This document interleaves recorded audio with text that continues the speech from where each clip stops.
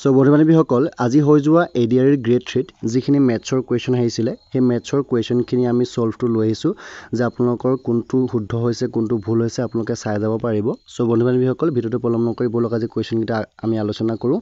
So প্ৰথম আপোনালোকৰ প্ৰশ্নটো আমি লৈছোঁ এ বি চিৰ গড় বয়স 22 বছৰ আৰু বি আৰু চিৰ গড় বয়সটো 25 বছৰ হ'লে 9 বছৰ পাছত এ বয়সটো কিমান হ'ব। সো এইটো যদি আমি সলভ কৰিবলৈ যাওঁ তেন্তে আপোনালোকে চাব এক্সপ্লেনেশ্যনটো A plus B plus C divide 3 কৰিলে আমি 22 পাম কাৰণ তিনিজনৰ বয়স আছে গতিকে প্লাছ কৰি 3 ডিভাইড কৰি 22 হ'ব আৰু তেতিয়া আমাৰ এ প্লাছ বি প্লাছ চি ওলাব 66। তাৰপিছতে বি আৰু চি প্লাছ কৰি ডিভাইড 2 কৰিলে 25 পাম তেতিয়া বি প্লাছ চি ইকুৱেল হৈ যাব 50 আৰু ইয়াতে যদি আমি বি প্লাছ চিৰ জেগাত যদি 50টো পুট কৰি দিওঁ তেতিয়া হৈ যাব আপোনালোকৰ এ প্লাছ 50 ইকুৱেল 66 আৰু তেতিয়া এ ওলাই যাব আমাৰ 16 আৰু কেতিয়া 9 বছৰ পিছত সুধিছে গতিকে 9 বছৰৰ পাছত এৰ যিটো বয়স হ'ব সেইটো আপোনালোকৰ 16 প্লাছ 9 ইকুৱেল 25 বছৰ হ'ব। গতিকে ভালদৰে চাব আপোনালোকৰ শুদ্ধ হৈছে নাই, যদি শুদ্ধ হৈছে আপোনালোকে ৰাইট বুলি কমেণ্ট কৰি যাব। তাৰপিছতে এটা প্ৰশ্ন আছিলে একেবাৰে ইজি, তিনিটা অংক বিশিষ্ট আটাইতকৈ সৰু যুগ্ম সংখ্যাটো আৰু দুটা অংক বিশিষ্ট আটাইতকৈ ডাঙৰ যুগ্ম সংখ্যাটোৰ পাৰ্থক্য কিমান। সো আমি তিনিটা অংক বিশিষ্ট আটাইতকৈ ডাঙৰ যুগ্ম সংখ্যা বুলি ক'লে সৰু যুগ্ম সংখ্যা বুলি ক'লে আমি 100টো ক'ব লাগিব আৰু দুটা অংক বিশিষ্ট আটাইতকৈ ডাঙৰ যুগ্ম সংখ্যা বুলি ক'লে আমি ক'ব লাগিব 98টো আৰু দুইটা সংখ্যাৰ পাৰ্থক্য আমাৰ এনচাৰ ওলাব 2 গতিকে এনচাৰটো হ'ব আপোনালোকৰ 2। তাৰপিছতে এনেকুৱা এটা ফ্ৰেকশ্যন নাম্বাৰ আহিছিলে যিটো আমাৰ ভিতৰত ৰুট লাগি আহিছিলে ইয়াৰে কোনটো সৰু বুলি আপোনালোকক উত্তৰটো সুধিছিলে। সো ফাৰ্ষ্ট আছিলে √1/2 নেক্সট √1/3 তাৰপিছত আছিলে √1/4 তাৰপিছত আছিলে √2/3 গতিকে এনেকুৱাবিলাক কুৱেশ্যনেলৰ যিটো পাজুল হয় গতিকে কি কৰিব আপোনালোকে ডিভাইড কৰি ল'ব 1/2 ডিভাইড কৰিলে পাব আপোনালোকে 0.50 পাব 1/3 ডিভাইড কৰিলে পাব 0.33 পাব আৰু 1/4 ডিভাইড কৰিলে পাব আপোনালোকে 0.25 আৰু 2/3 ডিভাইড কৰিলে পাব আপোনালোকে 0.66 গতিকে গোটেইকেইটা যদি আমি স্কোৱাৰটো উলিয়াবলৈ যাওঁ তেন্তে আটাইতকৈ সৰুটো আপোনালোকৰ 0.25টো আপোনালোকৰ এনচাৰ কাৰেক্ট হ'ব। তাৰপিছৰ প্ৰশ্নটো আছিলে এনেধৰণৰ, এইটো একেবাৰে ইজি আছিলে 100ৰ 100% প্লাছ 200ৰ 200% মানটো কিমান হ'ব। গতিকে দেখা পাইছে কুৱেশ্যনটো, গতিকে 100ৰ 100% হ'ব আপোনালোকৰ 100 × 100 ডিভাইডেড বাই 100 প্লাছ 200 × 200 ডিভাইডেড বাই হ'ব ইয়াতে 100 যিহেতু পাৰ্চেণ্টডাল উঠি গ'লে আমাৰ তলত কি দিব লাগে 100টা দিব লাগে। চ' ইয়াতে আপোনালোকৰ 100 বা 100টো কেঞ্চেল গুচি গৈছে আৰু ইয়াতে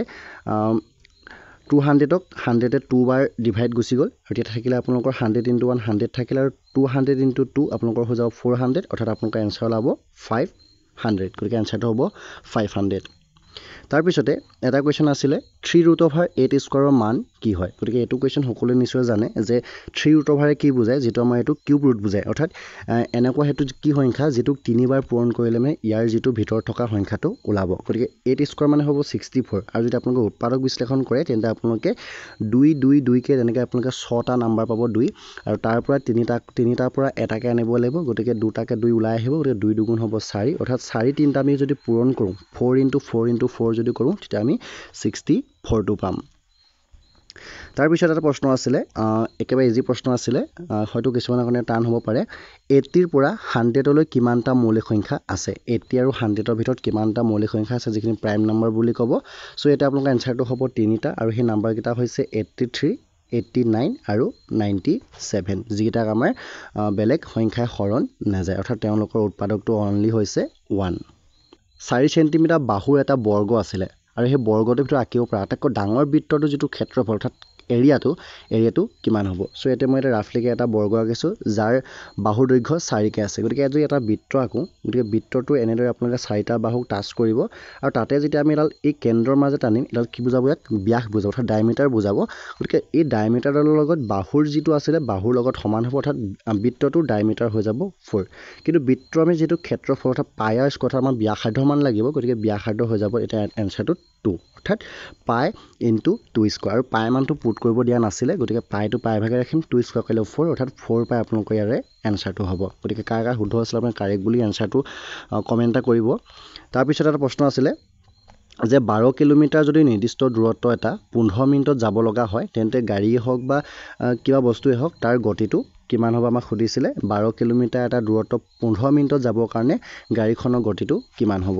চ' দেখা পাইছে ইয়াতে আমাৰ ডিষ্টেঞ্চটো 12 কিলোমিটাৰ লিখি লৈছোঁ মই। তাৰপিছতে টাইমটো 15 মিনিট লিখিছোঁ গতিকে আমাৰ চাব আপোনালোকক যেতিয়া আমাৰ গতি উলিয়াব লওঁ তেতিয়া আপোনালোকৰ তাৰ এককটো হয় কিলোমিটাৰ পাৰ ঘণ্টা গতিকে এটা আমাৰ কিলোমিটাৰত চাই এটা আমাৰ মিনিটত চাই গতিকে আমি মিনিট থকাটো আমি হয় ঘণ্টালৈ লৈ যাম নহ'লে বা কেতিয়াবা আমাৰ কি হয় মিটাৰ প্ৰতি ছেকেণ্ড হয় গতিকে আমি কিলোমিটাৰটো মিটাৰলৈ এনেকৈ নিব লাগিব গতিকে মিনিটটো আমি ঘণ্টালৈ নিবলৈ বেছি ইজি হ'ব তাৰ কাৰণে আমি কি কৰিব লাগিব এই 15টোক 60 ডিভাইড কৰিব লাগিব আৰু ডিভাইড কৰিলে আমি কিমান পাম 1/4 ঘণ্টা অৰ্থাৎ 15 মিনিটত 1/4 ঘণ্টা হ'ব আৰু তেতিয়া আমাৰ যিটো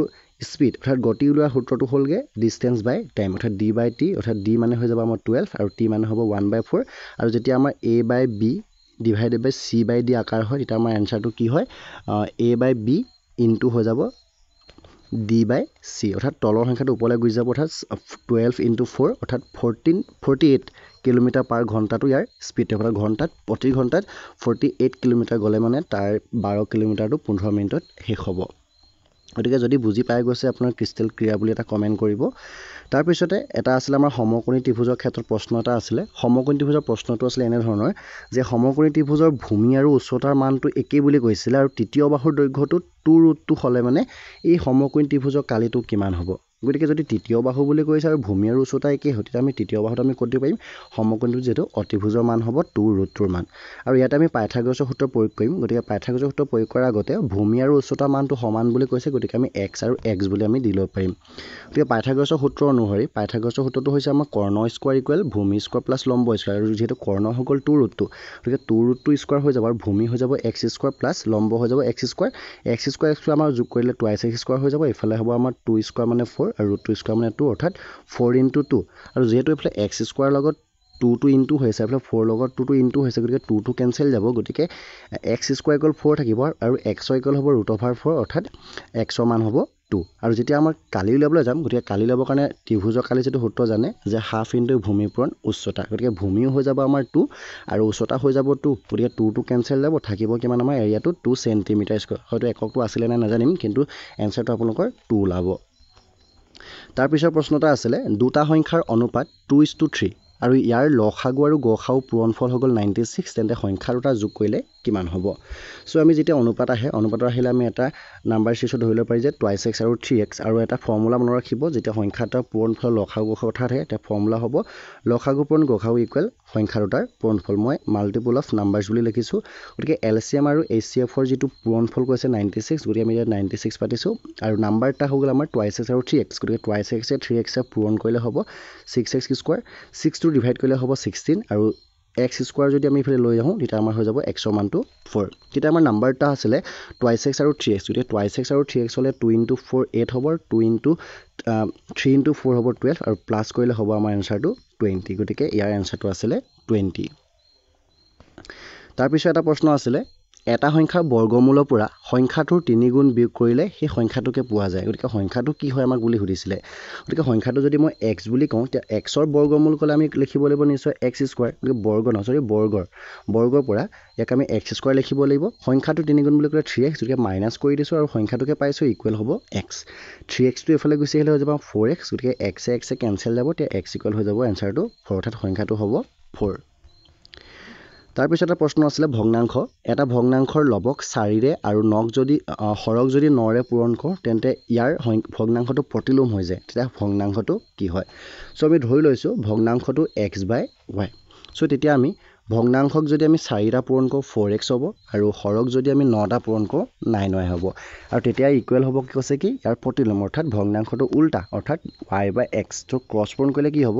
4x × x 4x square 9y × y 9y square গতিকে 2 স্কোৱাৰ কৰিলে আমাৰ কি হ'ব 2 স্কোৱাৰ কৰিলে 4 আৰু 3 স্কোৱাৰ কৰিলে হৈ যাব 9 সো স্কোৱাৰ আমাৰ নাইকিয়া হৈ থাকিব নেক্সট থাকিব 2x ইকুৱেল থাকিব 3y গতিকে আমাৰ যিহেতু x ডিভাইড বাই y লাগে গতিকে xটো আমি ৰাখি থ'ম yটো যদি এইফালে লৈ নো তেতিয়া 2টো এইফালে যাব অৰ্থাৎ 3/2